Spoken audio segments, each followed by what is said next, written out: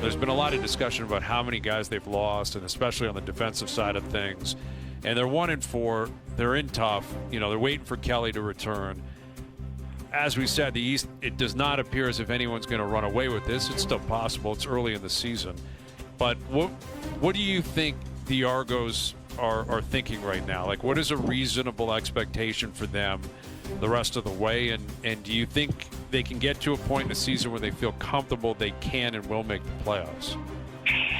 I think we're really on the Chad Kelly train here. And, from my latest information at the start of the week was, Chad Kelly was, running Skelly, but he still wasn't running team drills. So I'm not sure it's like that close. It may still be a little while away, based on what he's doing in practice. And look, this is kind of deja vu for the Argos, right? Because they missed Kelly for half the season last year because of the suspension.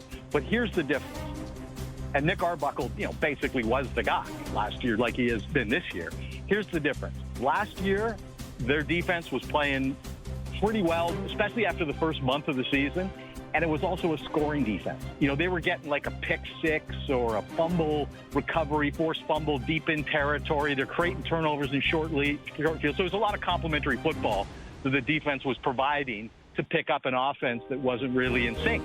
Same thing on special teams. I mean, Janarian Grant was a machine last year, in terms of giving the Argos field position. So, the definition of complementary football is basically when one side of the ball is not doing its job, the other side will pick it up and compensate. They were getting that last year when Chad Kelly was out. They're not getting it this year. That's the difference between last year's Argos without Kelly and this year. What about down there in Hamilton? Are you liking what you're seeing from their quarterback play and enough from their defense? It's funny. The first few weeks of the season, everybody was jacked up to see what Hamilton would be like because they finished really strong last year. Bo Levi Mitchell had a huge second half. They go out and sign Kenny Lawler, who's maybe the best receiver in the league. And the first 2-3 weeks, it was like, when's the show begin? Where are the fireworks? What is this?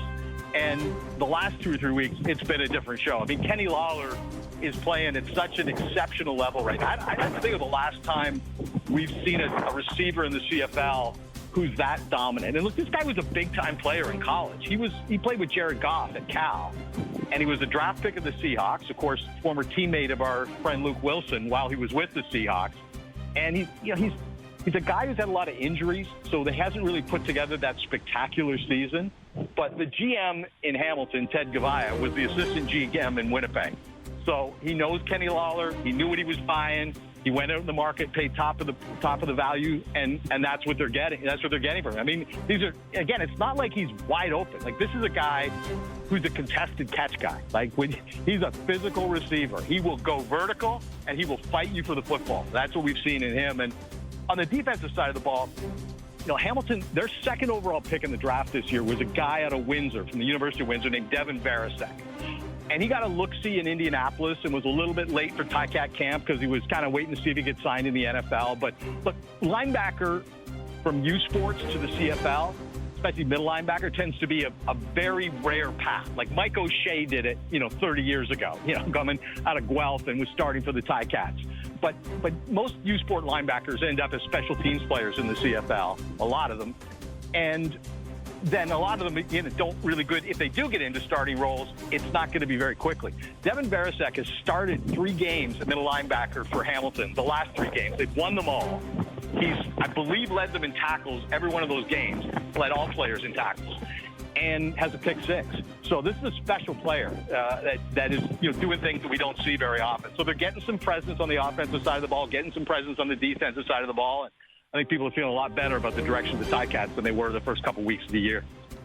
Dave, you talked about knowing what you're buying, and I think the Calgary Stampeders would be pretty happy with what they got in Vernon Adams Jr. And, of course, BC was in a bit of a bind last year. They had Rourke, they had Adams, and Adams moves on to Calgary. They're 4-1 now. What can you say about his play with that team this season? I'll tell you, the Calgary Stampeders must be looking at the stars going, what are the chances that when we bottomed out, and we're ready to retool the roster and change a bunch of the coaching staff and begin that rebuilding process and look for our next guy, that Vernon Adams is available. 31 years old, seasoned, proven. I mean, if it was anybody else but Nathan Rourke, the opportunity to go to BC, Vernon Adams would still be their quarterback. And he's not just, a dynamic player and a guy who can do all kinds of things at his position. He's also a guy who sets culture. Everywhere Vernon Adams has been, he's been a leader. He's a guy who understands this league and kind of how to conduct himself off season, in season. I remember talking to Jalen Philpott, one of the Philpott twins, who was a free agent last year after 3 years with Calgary, and I was talking to him about, the decision to go back to the Stamps after, they kind of bottomed out last year. And it was clear he'd spent a lot of conversations in the offseason with Vernon Adams. I mean, Vernon Adams arrived in Calgary and not only became starting quarterback, but he became, the leader of the team to retain guys. And it's been dramatic. The other thing they did was, Calgary the worst record in the league last year. So you get the first overall pick. Okay, getting the first overall pick in the CFL is not like getting the first overall pick in the NFL. You're still probably picking a developmental player. You're probably still picking a guy who's not going to have an impact on your roster, till maybe late in his rookie year, maybe even year 2. Well, they took a guy named Damian Alford, who played most of his college career in Syracuse. He was at Utah last year, was hurt all year. He had, I think it was like 6 for 155 and 2 touchdowns. On the weekend. Second straight game he's had a touchdown. He's a 6'5", 6'6" guy out of Montreal. He can high point the ball. He's got speed. But we don't usually see rookie Canadian receivers, splash like this in their first 2 months in the league. So, there are a few things going right in Calgary, but definitely Vernon Adams. It's such a luxury for a rebuilding team to be able to go out and find a player like that right in the heart of his prime and start to build around him. With Dave Naylor, and obviously the reason he was available was because Nathan Rourke was on his way back to BC, and it didn't go well for Rourke last year. The transition after taking kicks at the can at the NFL and jumping around to a bunch of different spots in the NFL. Obviously Jacksonville first and foremost, but the last few weeks he's looked pretty good. They just laid a beating on Struddy's Elks in his backyard in Edmonton, and he's very efficient in terms of throwing. He didn't have to run the ball because they were winning so big the other on Sunday night, I believe it was. But the previous few games, his legs look better. That's what he was right now. Before he had that really tough injury a couple of years ago, he was a dual threat with his arm, with his legs. He looks like he's pretty close to being back to form from my standpoint. Where do you stand on Nathan Rourke and him possibly getting back to that MOP status? I very much agree with you, Brian. I think we saw it right in week number 1 in their first win against the Elks. And, then he has the injury the next couple of weeks. And, it's an oblique, so it's the kind of thing that takes some time to heal. And, he's taken practice in first team one day and then not the next. And that kind of in and out of the lineup thing he was working. But I thought he played very well in the game the other night. Look, I'm not surprised here. Nathan Rourke's 27 years old, so he's not a kid anymore. He's right in the heart of his prime.